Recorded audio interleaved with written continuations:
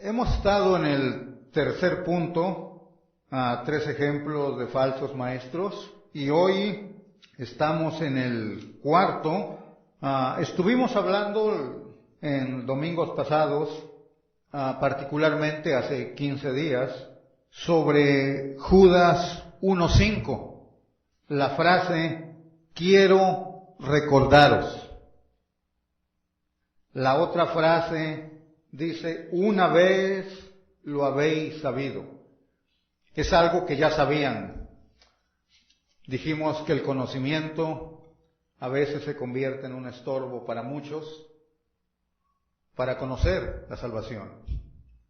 Y hay muchos de los que, decía un hermano, cuidado con aquellos, y él pone esta cantidad, cuidado con aquel que se aprende 100 versículos de memoria. Cuidado con aquel que le miran que trae una cruz en el cuello, o las mujeres unos aretes bonitos con una cruz. Cuidado con esos que les ponen un bumper sticker en su carro también ahí. Cuidado porque hasta se ponen un tatuaje de que son cristianos, un versículo en su piel. Son los más grandes hipócritas, porque están buscando mucho lo externo. Qué hermosas camisas, con un pasaje aquí, otro atrás, exhibiendo, mientras el corazón está podrido y la conducta testifica de ello. Entonces, dice el versículo 5, ya lo han sabido, ejemplos de lo que hicieron y las trágicas consecuencias que vimos en Israel, Sodoma y Gomorra, y también Los Ángeles. Sabemos ya de ello.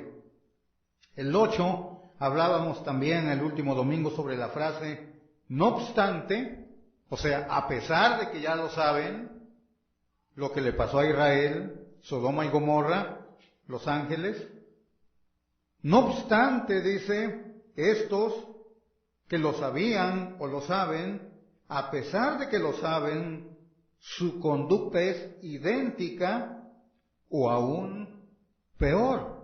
No es que no lo sabían, es que a pesar de que ya se sabe.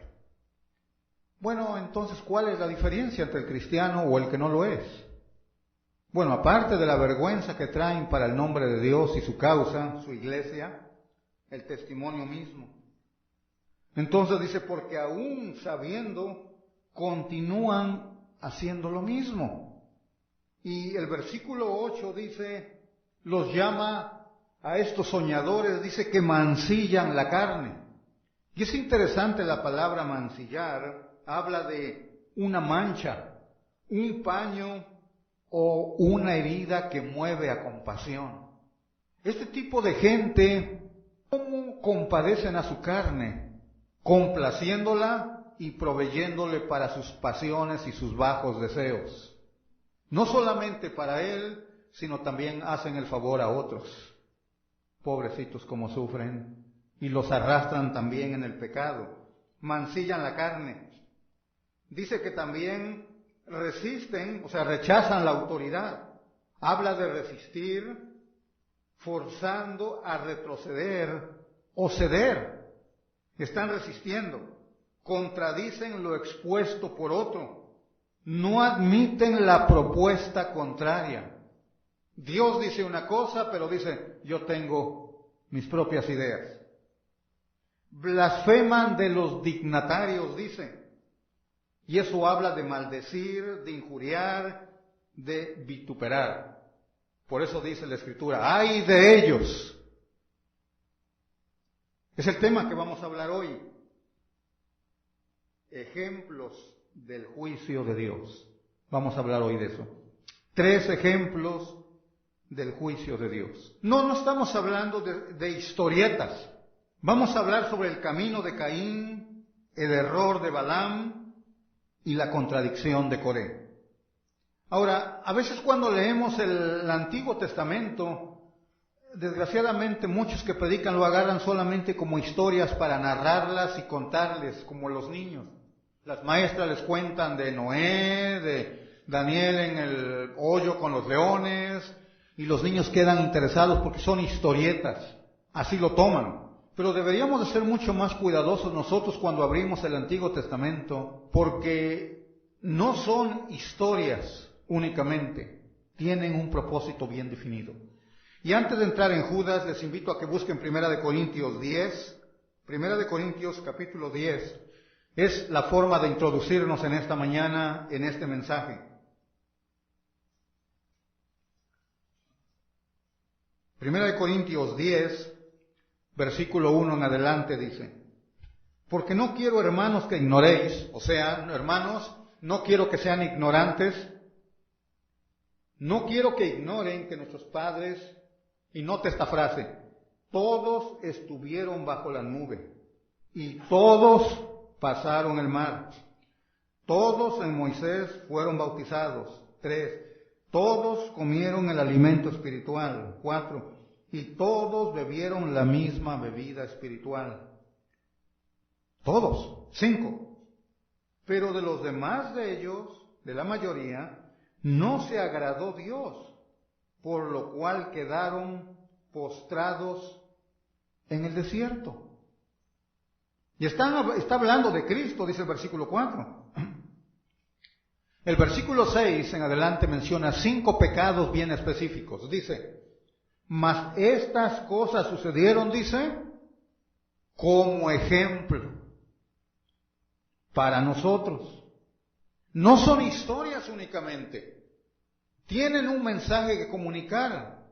Son ejemplos para nosotros, para que no codiciemos cosas malas como ellos codiciaron.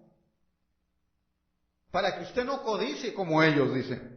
Ni seáis idólatras, ustedes como algunos de ellos. 8. Ni forniquemos nosotros como algunos de ellos fornicaron y cayeron en un día 23,000. 9. Ni tentemos al Señor nosotros como también algunos de ellos le tentaron y perecieron. 10.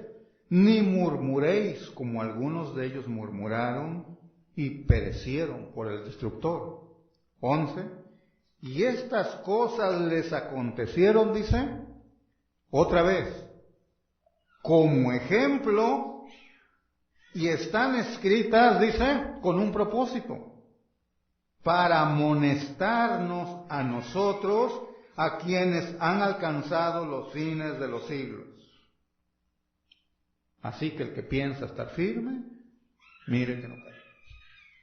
Escuchen, lo que está en el Antiguo Testamento no solo se escribió y ahora lo toman algunos como una historia. Oh, me voy a dormir leyendo la historia de Sansón.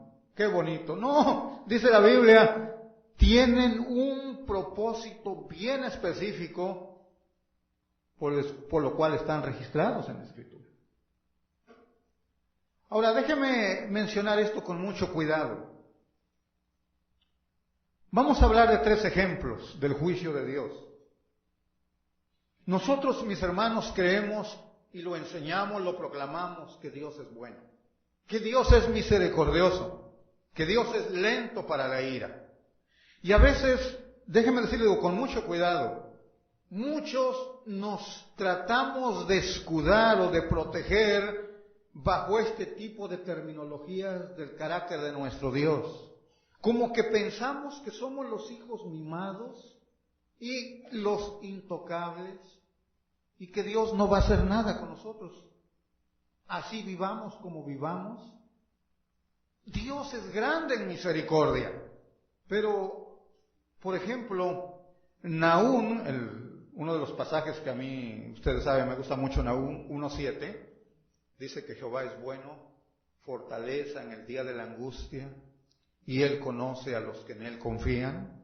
Pero antes de llegar al versículo 7, dice el versículo 3, que sí, es cierto, Dios es misericordioso, Nahum 1:3.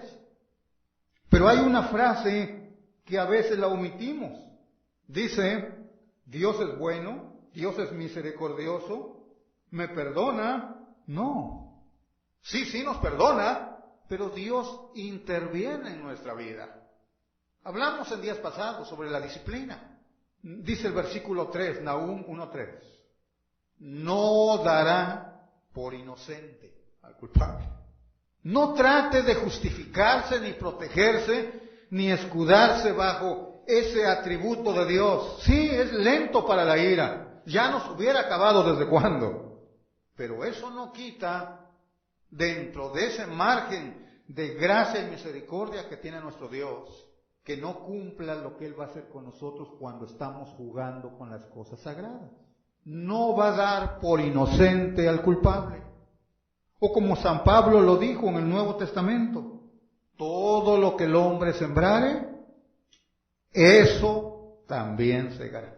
Siembras para tu carne, de tu carne segarás corrupción. Va a haber dolor en tu vida. ¿Quieres vivir separado de Dios? ¿Quieres alejarte de Dios a pesar de que conoces? Prepárate. Lo que siembras lo cosechas. Es algo inevitable. Es la ley de la siembra y la cosecha. No puedes evitarlo. Y lo hemos visto. Y dice Judas, déjeme darles 3 ejemplos. Si todavía no lo creen. Si aún no lo creen, déjeme darles 3 ejemplos. Si buscan entonces ahí en Judas, ahora sí, vamos a usar el versículo 11. Ese es el signo de admiración. Parece Apocalipsis, los famosos 7 ayes. Aquí dice, ay de ellos, estos que ya saben, dice, porque han seguido el camino de Caín y se lanzaron por lucro en el error de Balaam y perecieron en la contradicción de Coré. Vamos a hablar de estos 3 ejemplos que Judas quiere darnos para que seamos cuidadosos nosotros.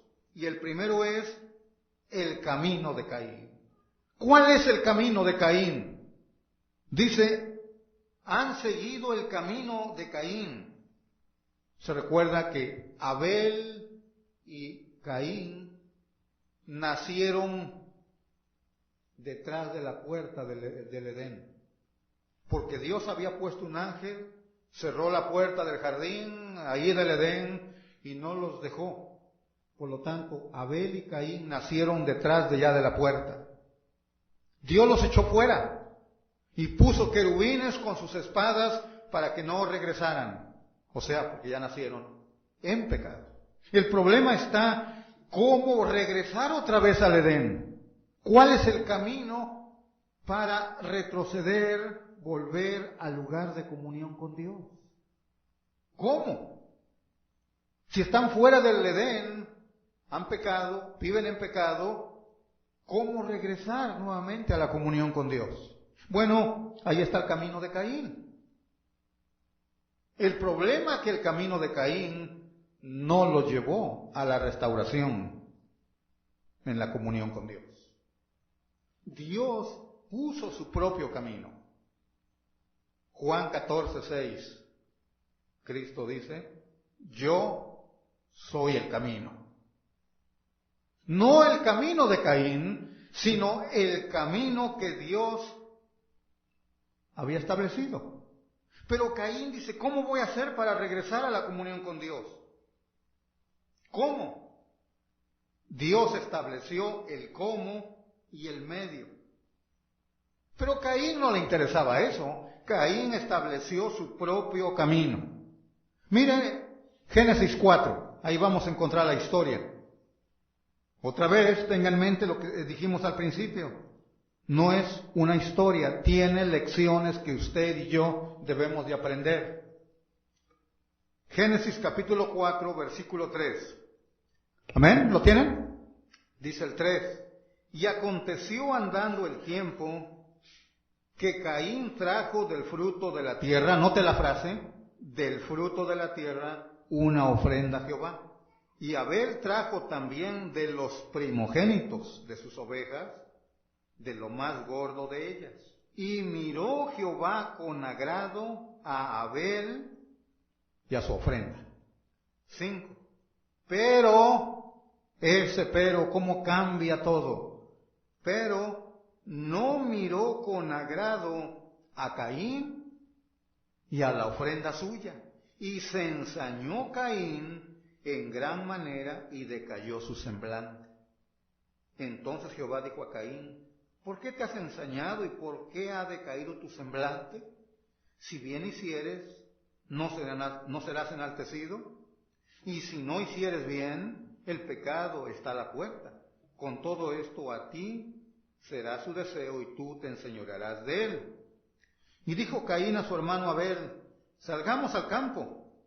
Y aconteció que estando ellos en el campo, Caín se levantó contra su hermano Abel y lo mató. ¿Cuál es el camino de Caín? ¿Qué es la diferencia entre Abel y Caín? ¿Por qué lo pone en ejemplo aquí Judas? Bueno, quizás el punto de contraste tendríamos que verlo en Hebreos 11:4. En Hebreos 11:4 dice el escritor sagrado que había un factor determinante en lo agradable y lo desagradable. Hebreos 11:4 dice, si lo tienen, dice: por la fe Abel ofreció más excelente sacrificio. El factor determinante para ser agradable o desagradable, acepto o inaceptable, el factor determinante es la fe. ¿Sí? Caín estableció su propio camino aparte de la fe. Por eso en Génesis 4, donde estamos con nuestras Biblias, dice que él trajo del fruto de la tierra, pero Abel trajo de las ovejas. Y aquí está el factor determinante: la fe. Ahora, no podemos justificar a Caín, porque si Abel ofreció lo correcto, eso es porque él lo sabía. Es obvio que también Caín lo sabía. Fíjense en Génesis 3, estamos ahí ahora el capítulo 3, todo se origina en el capítulo 3, versículo 15. Se dice que es el Evangelio, el inicio, 3:15 de Génesis.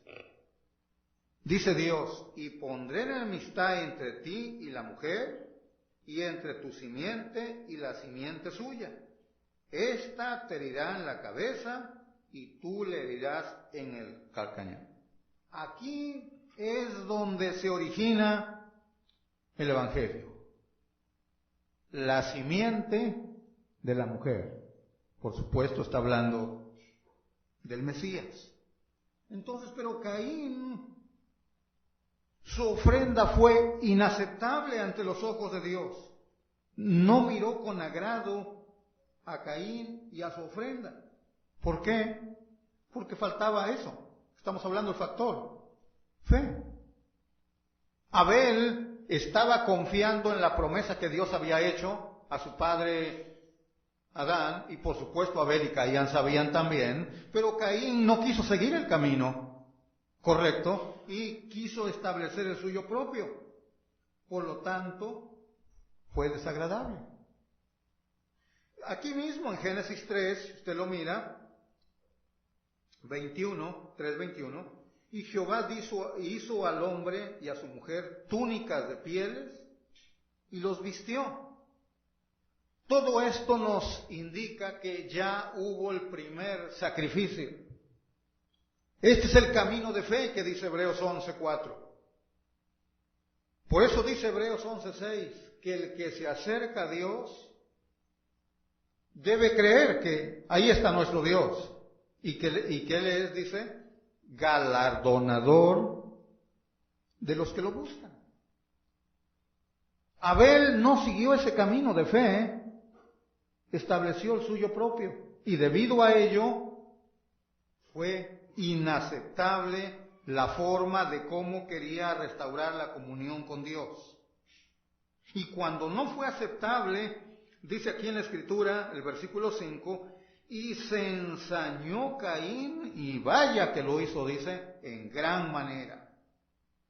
La palabra ensañar quiere decir irritar, enfurecer.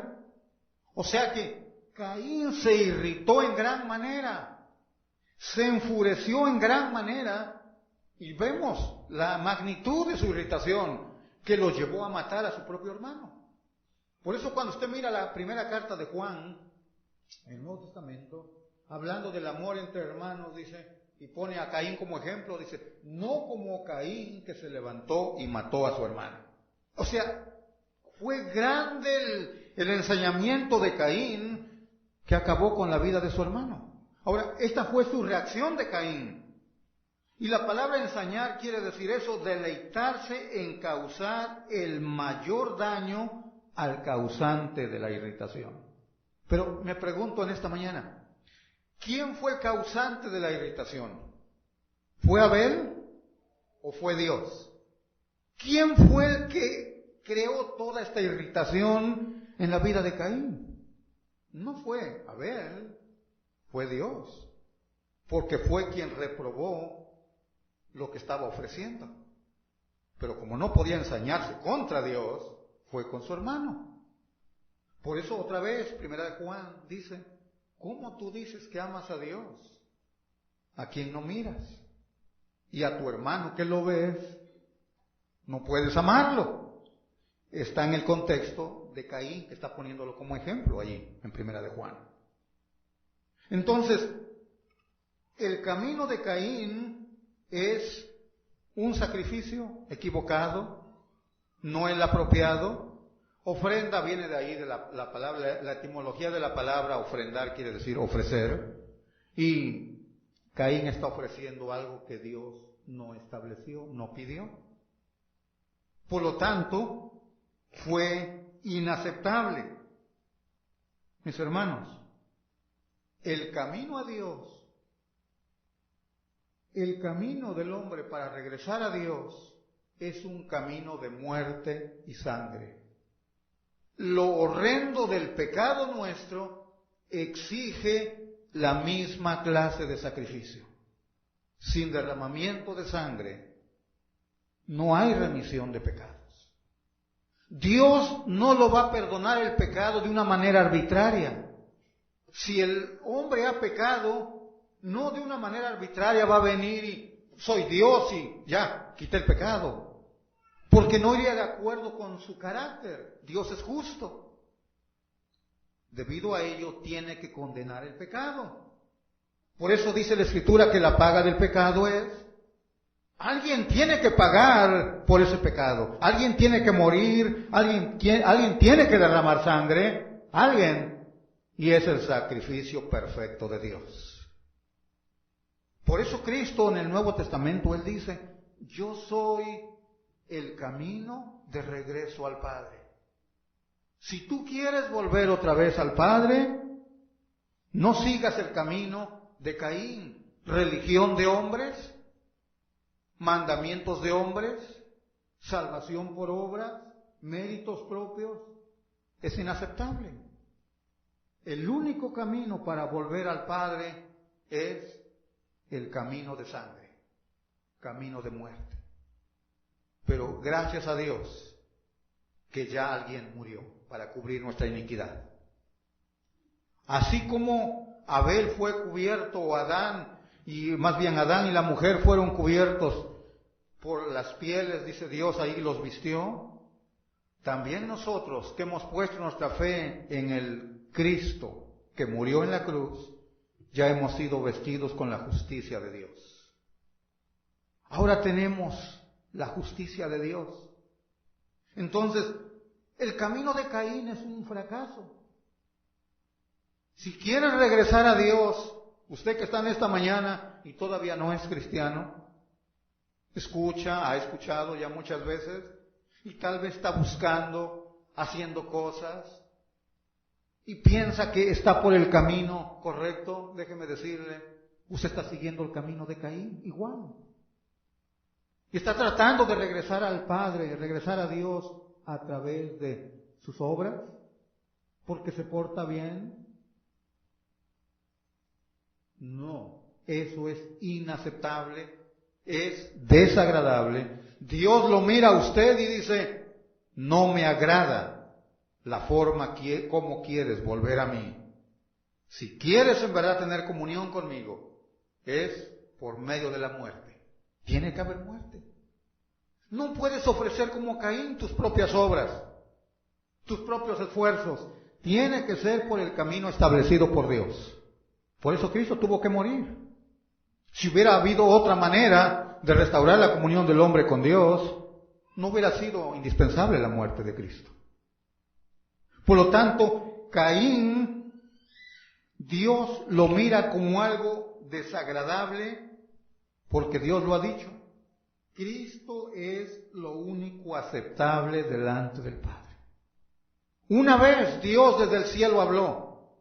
Sí, del cielo salió una voz que dijo: este es mi Hijo amado, en quien tengo complacencia. Este es mi Hijo en quien me complazco. Mateo 3:17, cuando fue bautizado el Hijo de Dios. Este es. No hay duda para que no lo puedan identificar. Él es mi Hijo amado en quien tengo complacencia. Por lo tanto, no trates de establecer tu propia forma de llegar a Dios. Primero estás perdiendo el tiempo y después vas a perder tu vida en la eternidad. Si quieres volver a Dios, acepta lo que Dios ha establecido. No tienes otra alternativa. Solamente esa es la forma, ese es el método, ese es el plan de Dios. La simiente de la mujer. Sí, Satanás hirió al Señor, lo clavaron sus pies ahí en la cruz.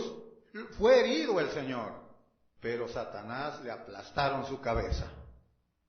La simiente de la mujer vino y acabó. Ahora tenemos salvación, no por el camino de obras, no un camino independiente aparte de lo que Dios estableció. No se puede, es que no hay otro nombre. Hechos 4:12 dice: no hay otro nombre debajo del cielo en el cual los hombres puedan ser salvos. Solamente hay un nombre y ese es Cristo. No hay otro camino. Los hombres han buscado establecer el suyo. ¿Sí? Déjeme decirle, hay dos formas de que usted se pueda salvar: por obras o por gracia. Si quiere por obras, tienen que ser perfectas y usted no las puede ofrecer. Y Dios no está aceptando obras imperfectas. Por lo tanto, no le queda otra. La única que queda la única opción es Cristo. Así que, si no ha tomado el camino correcto, no siga el camino de Caín y vuelva y tome el camino correcto. Porque es lo que dijo Cristo: yo soy el camino y es lo único que te va a llevar al Padre. ¿Qué debes de hacer? Lo que dice Hechos 20:21. Arrepentimiento delante de Dios y fe en Jesucristo. Te arrepientes delante de quien has ofendido y pones tu fe como Abel en el sacrificio que Dios ha proveído a Cristo. Este es el camino. No le busques por otro lado. No importa que le vayas a cantar las mañanitas a la guadalupana en esta noche. No importa que le bailes, todavía te vas a ir al infierno con ella y Juan Diego si es que existieron esas personas. No hay solo un camino y ese camino es Cristo. Pero estos que dice Judas ya sabían todo esto, pero a pesar de que lo sabían, estaban viviendo de otra manera. No es extraño que haya gente como este lugar, que vienen gente, han oído, ya lo saben, que solamente en Cristo hay salvación, pero a pesar de eso, todavía siguen de necios siguiendo el camino equivocado. Sí, cuando vienen aquí gente, yo no piense que todos los veo como cristianos, la verdad. Esa es la pura verdad. De los que vienen aquí puedo contarlos, los que yo como humano puedo percibir. Ahora, Dios, ¿quién sabe cuántos quedarían de los que vienen aquí regularmente? No se engañe, tome el camino hacia Dios y el camino correcto es Cristo. Volvemos a Judas y vemos el segundo ejemplo de juicio de Dios, y es el error de Balaam. Hemos visto el camino de Caín, ahora el error de Balaam. Mire, el nombre de Balaam significa, le quedó bien este nombre a este personaje. Balaam significa devorador. Pero no era cualquier personaje. Mire, Balaam era profeta, era un líder, descendiente de familias de las tribus de Israel. El problema que era falso. Es lo que dice el versículo 11 de Judas, el error de Balaam. ¿Y cuál fue el error? Por lo menos yo encuentro 3 que nos presenta la Escritura. Si quiere, busque por favor en Números 22. Números, capítulo 22. Hay 2 personajes aquí de los que vamos a hablar. 22:4, la última parte. El primer hombre se llama Balac, que era el rey de Moab. Y el versículo 5, por tanto envió mensajeros a Balaam, hijo de Beor, como hijo del peor. ¿Sí lo tienen? Miren, ¿ya tienen su Biblia ahí en Números? Vamos a identificar cuál fue el error. Porque en Judas dice que por lucro, y eso tiene que ver con dinero. Pero en Números nos amplifica más el panorama y ojalá usted pueda mirarlo. Esto no es una historia, como dijimos al principio. Estas lecciones son para que las aplique en su vida. Si ya lo tienen, el primer error de Balaam fue querer maldecir lo que es bendito. Totalmente lo opuesto. Mire el capítulo 22, 5. Por tanto envió mensajeros a Balaam, hijo de Beor, en Petor, que está junto al río. Le platica toda la historia, pero el 6. Ven pues, Balaam, dice, ahora te ruego, maldíceme este pueblo, Israel, porque es más fuerte que yo. Quizá yo pueda herirlo y echarlo de la tierra, pues yo sé que el que tú bendigas será bendito y el que tú maldigas será maldito. Bueno, ahora escuche usted el espiritual Balaam. 7. Fueron los ancianos de Moab y los ancianos de Madián. Mire, escuche, con las dádivas de adivinación. No se le olvide esa frase, la vamos a mirar más adelante. En su mano. Y llegaron a Balaam y le dijeron las palabras de Balac. Y él les dijo, reposad aquí esta noche, yo os daré respuesta según Jehová me hablare. ¿Ok? Mire, el 10, y Balaam respondió a Dios, Balac, hijo de Zippor, rey de Moab, ha enviado a decirme, he aquí, este pueblo que ha salido de Egipto cubre la faz de la tierra, buen pues ahora y maldícemelo, quizá podré pelear contra él y echarlo. Pero mire la respuesta de Dios. Entonces dijo Dios a Balaam, no vayas con ellos, ni maldigas al pueblo. ¿Por qué? Bendito es. Déjeme preguntarle. Dios le dice, no vayas con ellos. ¿Cree que entendió Balaam la orden de Dios o no la entendió? Cuando Dios dice no, ¿es entendible o no? O sea, no hay ningún argumento. Es como cuando los hijos, viene el hijo con el papá y el papá le dice, no te voy a dar eso. Pasan unos minutos y otra vez viene, ¿sí? Ya te dije que no. Lo deja que pase un poquito de más tiempo y regresa con otra táctica. Y más si es niña. Se acercan bien tiernos. Un abrazo, un besito, papi, sí. Y ya como que el papá ya está medio cediendo, como que se está queriendo derretir. Y la hija ya la llevo adelante. Pasa otro tiempo y vuelve a regresar y usa otra táctica. Y al final el papá, pues no, que no, chiquito, ya caíste. Ahora, no es que no se entendió simplemente la debilidad de los padres. Pero Dios no es así. Cuando Dios te dice no, es no, y punto. Balaam dijo, voy a preguntar a ver qué Dios me dice. Y la respuesta fue bien específica, no vayas con ellos.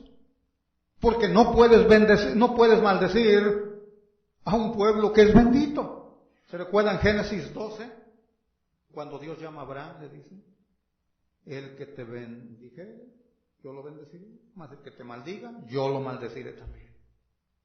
O sea, Israel fue contratado Balaam para que viniera y maldijera al pueblo escogido de Dios. ¿Cómo puede concebir Balaam, un profeta, que Dios va a maldecir a su pueblo? La clave tenía la duda él, lo del versículo 7, porque traían dádivas. ¿Y cómo el dinero nos hace cambiar? Es lo que hablaba de los padres y los hijos. Balaam está cediendo a lo que él ya sabe porque hay dádivas. Bueno, sigue la historia. Balaam regresa y les dice a aquellos hombres, el 13, se levantó por la mañana y dijo a los príncipes de Balaam, volveos a vuestra tierra porque Jehová no me quiere dejar ir con vosotros. Mire, hasta se nota como medio chiqueado Balaam, no me quiere dejar ir. Yo sí quisiera ir. Pues Dios sabe mi corazón, yo sí tengo voluntad de hacerlo. Las dádivas, pero Dios no me deja ir. Ok, el 15. Volvió Balac a enviar otra vez más príncipes, pero ahora dice, más honorables que los otros. 17. Porque sin duda, Balaam, si vienes, te honraré mucho y haré todo lo que me digas. Ven, pues ahora y maldíceme a este pueblo. Y Balaam respondió y dijo a los siervos de Balac, aunque Balac me diese su casa llena de plata y oro, mire qué espiritual, no puedo traspasar la palabra de Jehová. ¡Qué hipócrita! No puedo traspasar la palabra de Jehová, mi Dios, para hacer cosa chica ni grande. Os ruego, por tanto, ahora que reposéis aquí esta noche, para que yo sepa qué me vuelve a decir Jehová. A ver si ya cambió de planes. Vean lo hipócrita que es. Este es el error de Balaam que dice Judas. Hay dádivas, hay intereses de por medio. Tal vez Dios cambia de planes. Y se vuelve a repetir la historia y Dios le dice, está bien, vete. Ya te dije que no, pero se ve que tu corazón de por sí ya se fue. Yo te dije no, pero tú ya te fuiste desde la primera vez. Porque tu corazón está en las dádivas. Entonces, este es el primer error, querer maldecir lo que es bendito. ¿Cómo Dios va a maldecir a su pueblo que Él llamó, dice Génesis 12?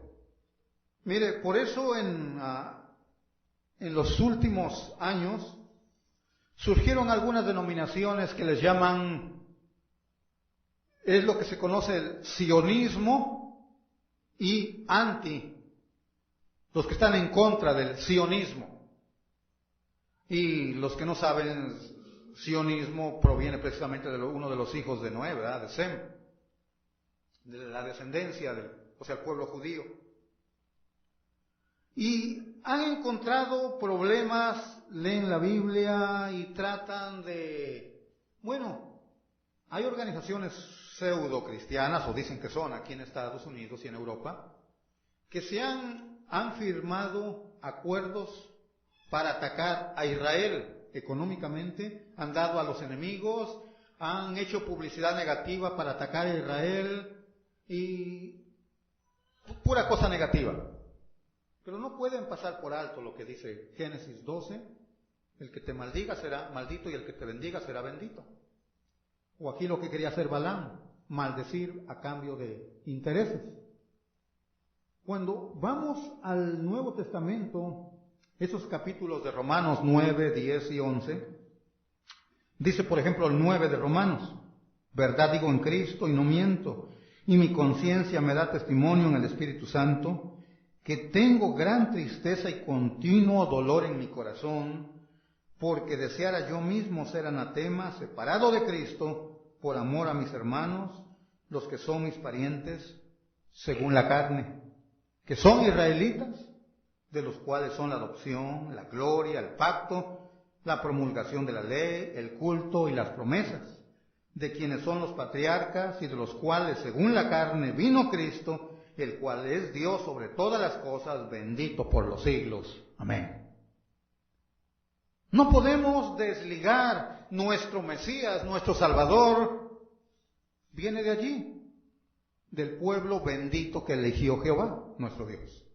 Pero Balaam quiere maldecirlo. El 10 de Romanos 1, hermanos, ciertamente el anhelo de mi corazón y mi oración a Dios por Israel es para salvación. Porque yo les doy testimonio de que tienen celo de Dios, pero no conforme a ciencia. Porque ignorando la justicia de Dios y procurando establecer la suya propia, no se han sujetado a la justicia de Dios. El 11 viene a aclarar más. Digo pues, ¿ha desechado Dios a su pueblo? En ninguna manera.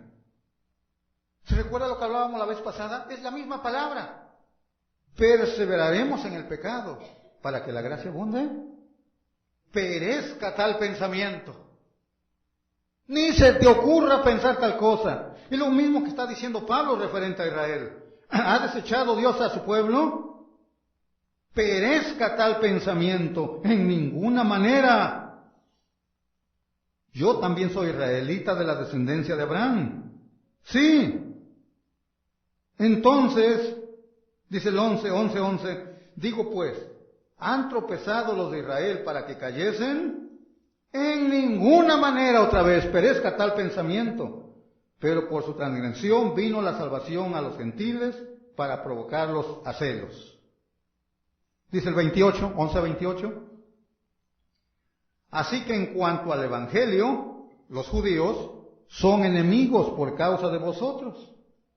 Pero mire, en cuanto a la elección, ¿qué son? Dice, amados por causa de los padres, porque irrevocables son los dones y el llamamiento de Dios. Pero Balaam ya lo sabe, por supuesto, pero ¿por qué quiere ir a maldecir? Las dádivas, eso es lo que lo mueve.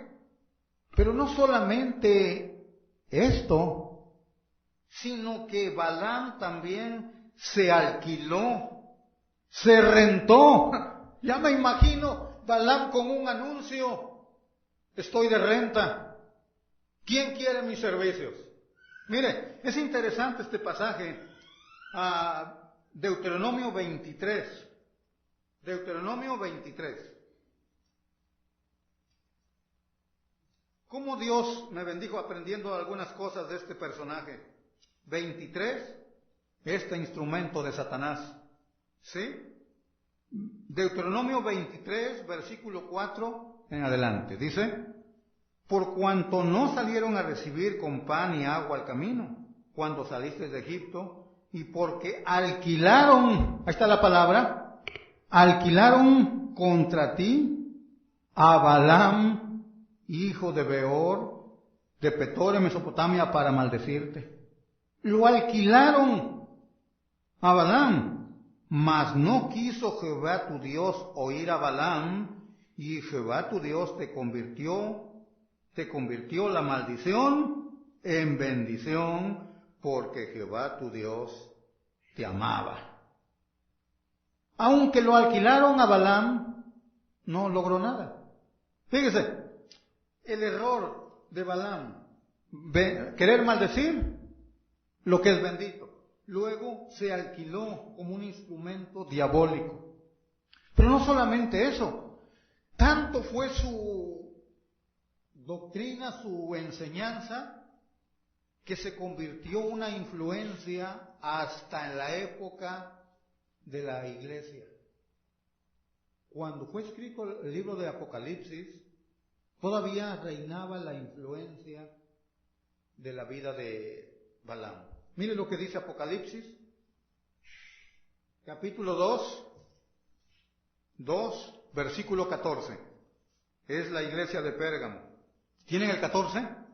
Pero tengo unas pocas cosas contra ti, que tienes ahí a los que retienen la doctrina de Balaam, que enseñaba a Balac a poner tropiezo ante los hijos de Israel, a comer de cosas sacrificadas a los ídolos y a cometer fornicación.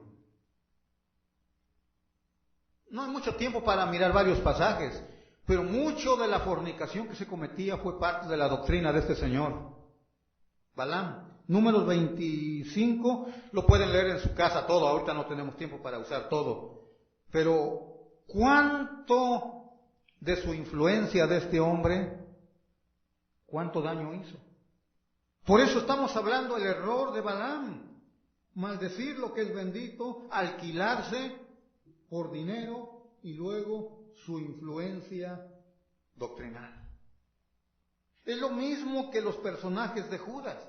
Mire Judas, donde estamos en nuestro texto, mire el versículo 12. Lo mismo hacía este tipo de gente.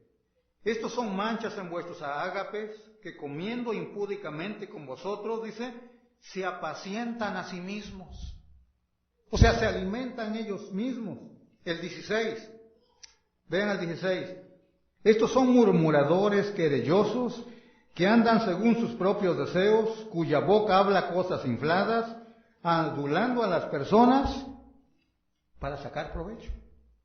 Lo que quiere la gente como Balaam era las dádivas, el regalos para sacar provecho, beneficio propio, y para eso hasta modifican su vocabulario. Es lo que dice ahí, cambian su lenguaje para sacar provecho. Pero otro error todavía, el último, le gustan los premios a Balaam. Mire, segunda de Pedro 2. Segunda de Pedro, ahí estamos en Judas, denle una vueltita ahí su Biblia. Segunda de Pedro 2, versículo 14. ¿Si ya lo tienen ahí? 2:14. Tienen los ojos llenos de adulterio, no se sacian de pecar, seducen a las almas inconstantes, tienen el corazón habituado a la codicia y son hijos de maldición. Ahí están hablando de Balaam. Han dejado el camino recto y se han extraviado siguiendo el camino de Balaam. Mire, se extraviaron y están siguiendo el camino de Balaam, hijo de Beor, el cual amó, dice, la recompensa o el premio de la maldad. ¡Qué terrible este señor! Y fue reprendido por su iniquidad, pues una muda bestia de carga, hablando con voz de hombre, refrenó la locura del profeta. Profeta.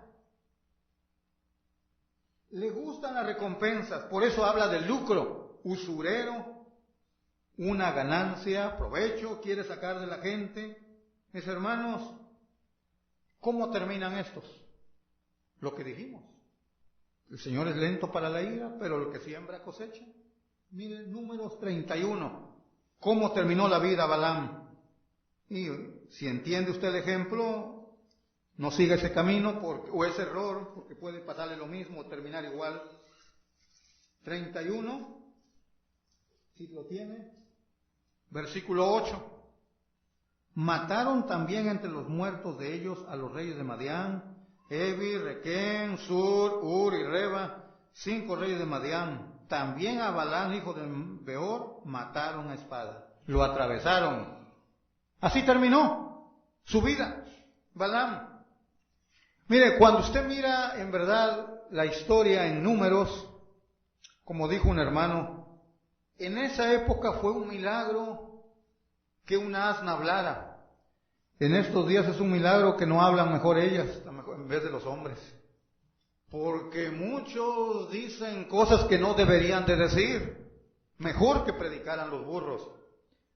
Mire, 3 veces Balaam azotó al asno. Porque el asno miró la espada de Jehová, miró el ángel, ahí estaba con su espada. Y rehuía, no quería enfrentar.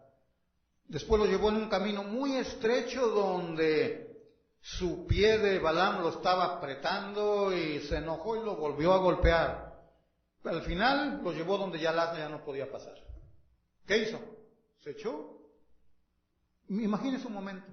Balaam montado en su asna, ya no puede caminar, va ahí, ya no puede, allá no, porque está el ángel de Jehová ahí. Se quedó echada mejor y Balaam se enojó y comenzó a golpearla. Y de repente que el asna comienza a hablar. Y tuvieron una conversación muy amena con Balaam.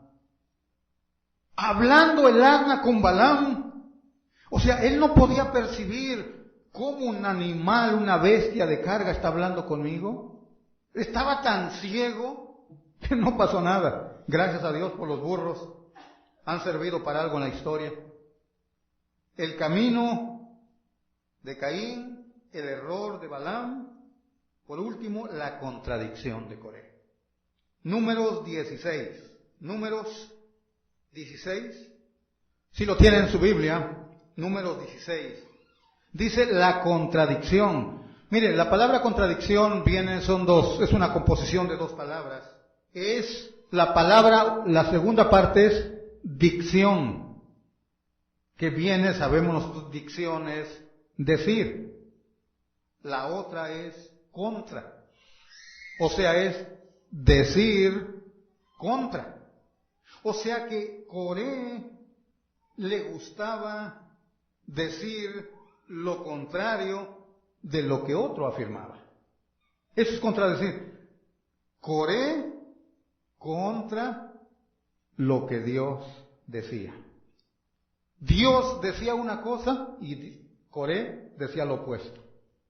Contradicción de Coré es la autoridad rechazada de Dios. De eso trata la historia. Miren Números, si ya lo tienen, 16:1.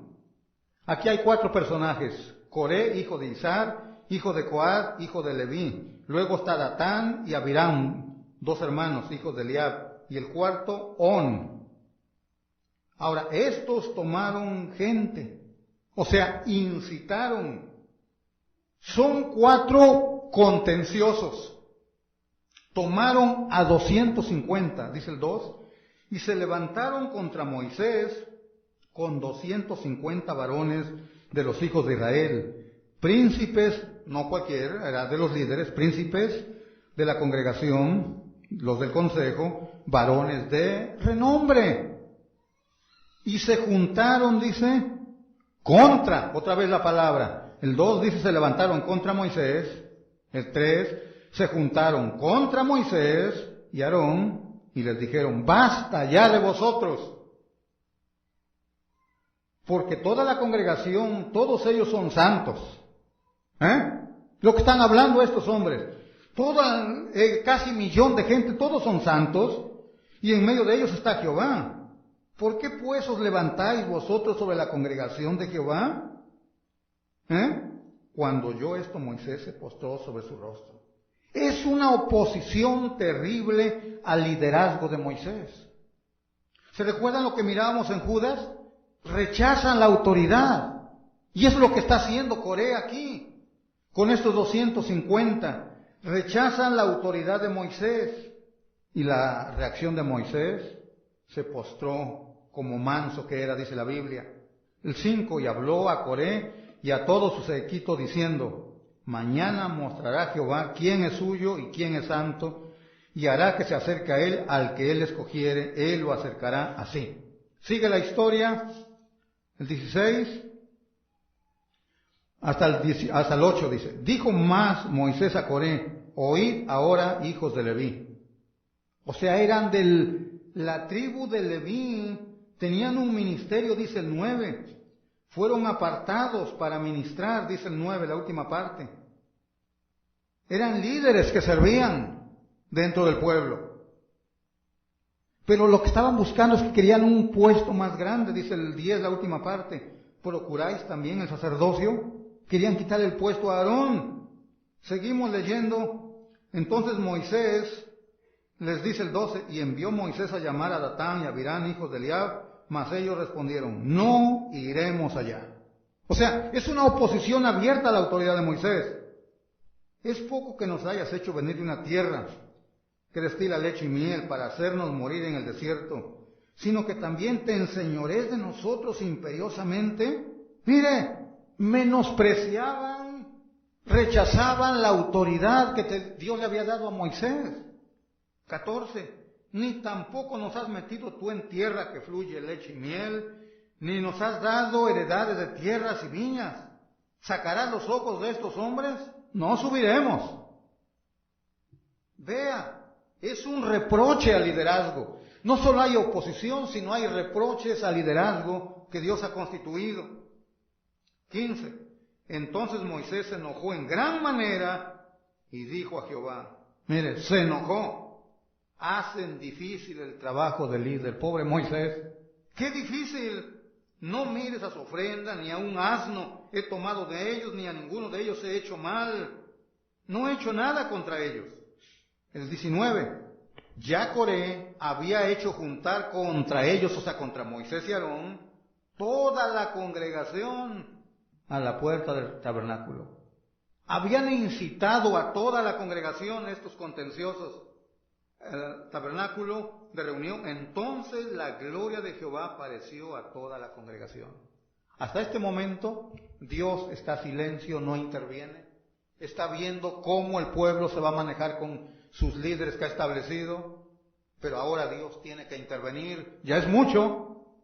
20. Y Jehová habló a Moisés y a Aarón diciendo, apartaos de entre esta congregación y los consumiré en un momento. Voy a acabarlos. 24 o el 23. Entonces Jehová habló a Moisés diciendo, habla a la congregación y diles, apartaos de en derredor de la tienda de Coré, Datán y Abirán. Ya Dios los había identificado. ¿Quiénes eran estos? 25, dice la última parte, apartaos ahora de las tiendas de estos hombres impíos y no toquéis ninguna cosa suya. 27. Y se apartaron de las tiendas de Coré, de Datán y de Abirán, en derredor, y Datán y Abirán salieron y se pusieron a las puertas de sus tiendas con sus mujeres, sus hijos y sus pequeñuelos.